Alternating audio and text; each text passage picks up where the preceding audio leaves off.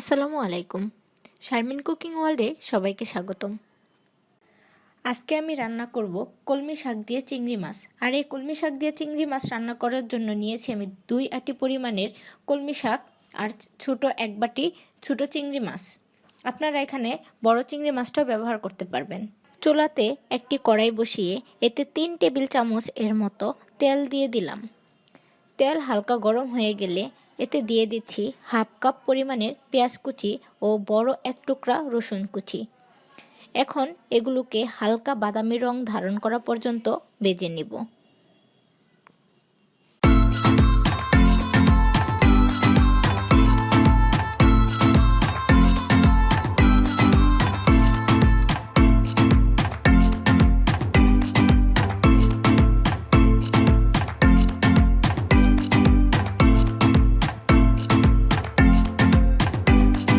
পেঁয়াজ ও রসুন কুচিগুলো হালকা বাদামি রঙের হয়ে গিয়েছে।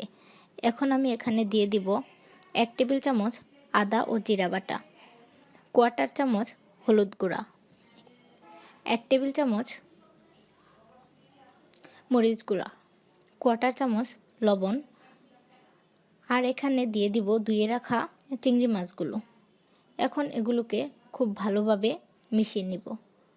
অবশ্য লবণটা আপনারা আপনাদের স্বাদ মতো দিয়ে নেবেন।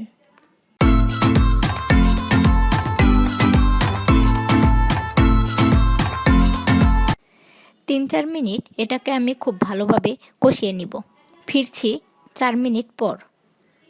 এখন আমার চিংড়ি মাছটা খুব ভালোভাবে কষানো হয়ে গিয়েছে। আপনারা দেখেই বুঝতে পারছেন, কেননা চিংড়ি মাছের উপরে তেলটা উঠে এসেছে। এখন আমি এখানে অ্যাড করব ধুয়ে পানি ঝরিয়ে রাখা শাকগুলো। শাক রান্না করার সময় একটা কথা অবশ্যই সবসময় মাথায় রাখবেন, শাক দেখতে যতই বেশি হোক না কেন, রান্না করলে শাকের পরিমাণ অনেকটাই কমে যায়। তাই লবণটা দেওয়ার সময় অবশ্যই খুব সাবধানে শাকে লবণ দিবেন। এবার শাকটাকে খুব ভালোভাবে নেড়ে মাছের সাথে মিশিয়ে নেব। এখন আমি এখানে সামান্য পরিমাণের পানি অ্যাড করব। পানিটা অ্যাড করার পরে 3-4 মিনিটের জন্য শাকটাকে খুব ভালোভাবে ঢাকা দিয়ে দেব।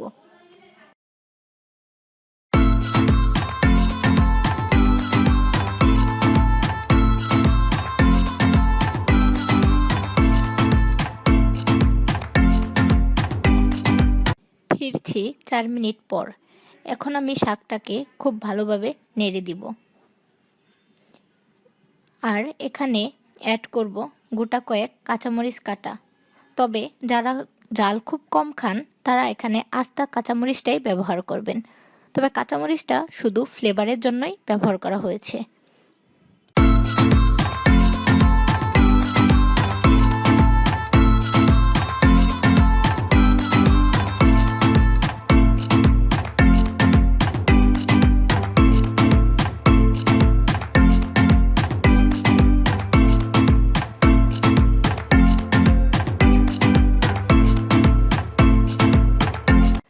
আমি আবারও 1 থেকে 1.5 মিনিটের জন্য কাঁচামরিচ এর ফ্লেভারটা তরকারিতে আসার জন্য শাকটাকে ঢাকা দিয়ে দিব।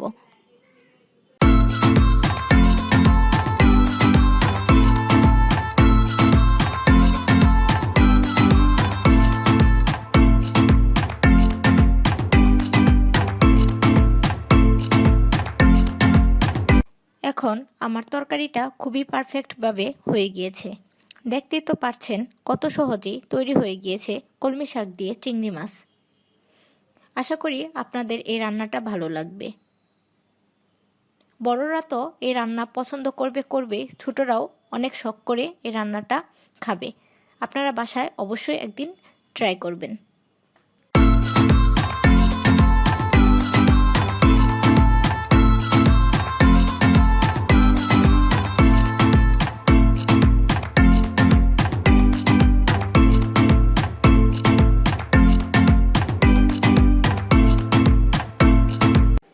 এখন আমি তরকারিটাকে চুলা থেকে নামিয়ে পরিবেশন করে নিচ্ছি।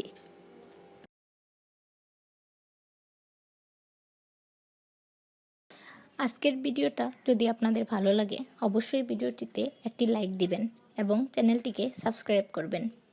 আজকের মতো এই পর্যন্তই। আল্লাহ হাফেজ।